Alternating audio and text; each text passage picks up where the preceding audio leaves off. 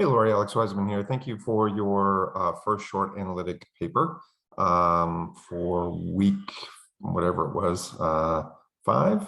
Anyway, last week.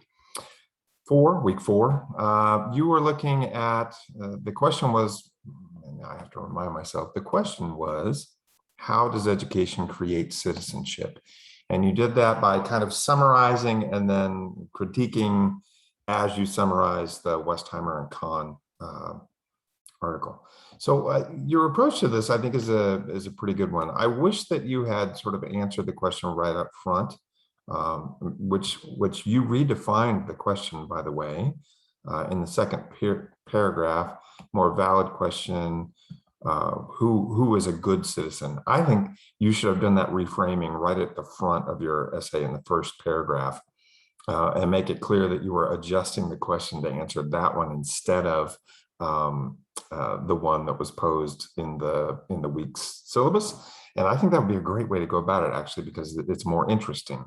And then instead of going through each of the types of citizens individually, you could have said, Westheimer and Kahn, I mean, you could have been really critical, and you could say they oversimplify it to these 3 categories.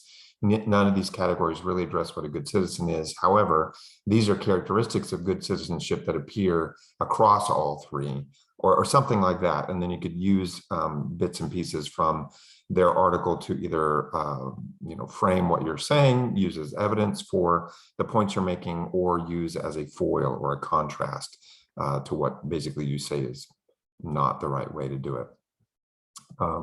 So I think you're on the right track here.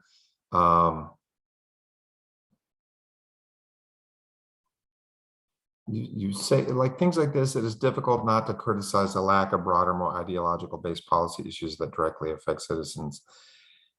So I guess like something like that could be the whole essay. Remember, this is only 500 words, and I suspect you've gone over 500. Really thinking about how you can dive deeply on one particular thing and use that as the basis for your short essay is maybe a better idea than trying to synthesize all the ideas across that one reading.